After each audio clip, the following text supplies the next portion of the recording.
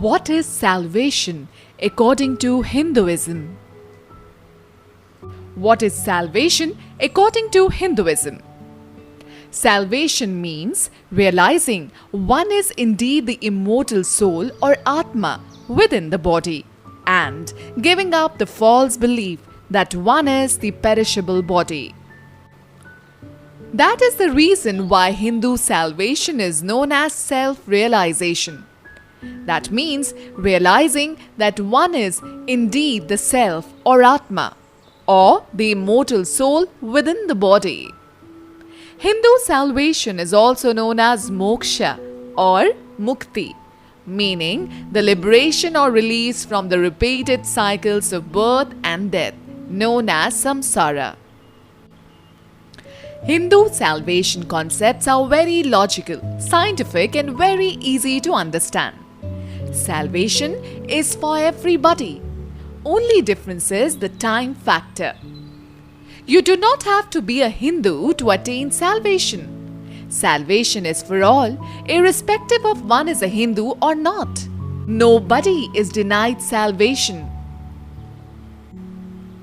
The best among us will attain salvation with one life. The worst among us will attain salvation through many lives. Everyone will eventually attain salvation. Nobody is denied salvation. Nobody will rot in hell.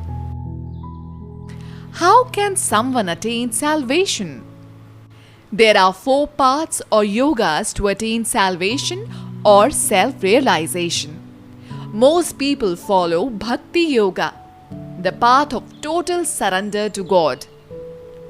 Jnana Yoga, the path of jnana, knowledge through introspection and contemplation.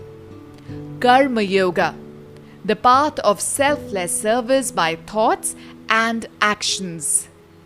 Raja Yoga, the path of pranayama and breathing exercises. Bhakti Yoga, the path of total surrender to God. Arjuna asked, "Oh, Krishna, a man of faith who could not control his mind, who deviated from spiritual path and failed to attain self-realization and died. What will happen to him?" Bhagavad Gita chapter 6 verse 37.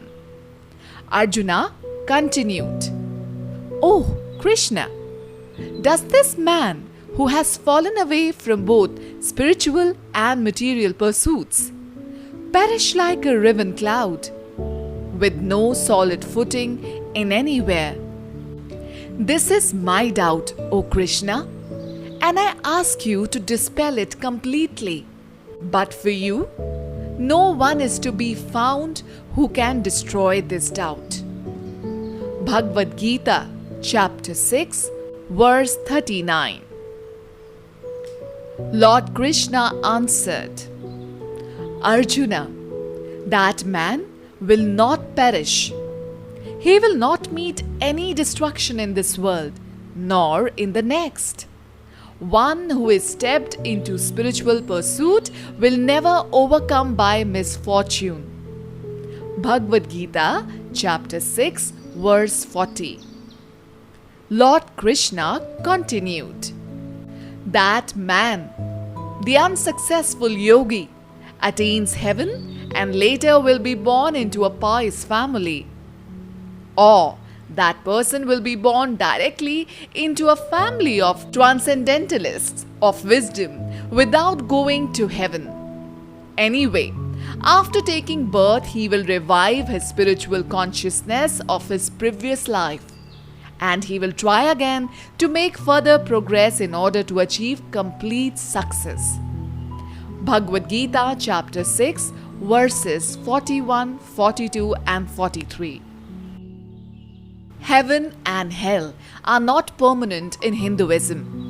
As far as Lord Krishna is concerned, heaven and hell are temporary abodes where the immortal soul resides for a very short period and comes back to earth again to take another body in order to exhaust all karmic debt and attain salvation. No guru or Hindu theologian will spend time discussing about heaven or hell, even though heaven and hell are mentioned in all Puranas as well as in epics. Nowhere in Bhagavad Gita Lord Krishna said, heaven or hell is permanent. Nowhere Lord Krishna said, if you do not follow me, you will go to hell. Comparing Hindu salvation concepts with salvation concepts of Abrahamic religions is like comparing apples and oranges. Reason? Hindu salvation concepts are based on the immortality of the soul. Abrahamic religions, Judaism, Christianity and Islam do not believe soul is immortal. There is no statement in the 73 books of the Holy Bible which states soul is immortal. The word immortal soul is not seen in the Holy Bible except in the chapter Timothy of Holy Bible, where it is used as a reference to Almighty God. In fact, Holy Bible states, soul that sins die. Salvation according to Christianity is the deliverance from sin. Since Christians believe death is caused by sin, people who are saved from sin hope to live forever. According to Christians, there is no such thing as reincarnation. There is only one life, and after that, the judgment.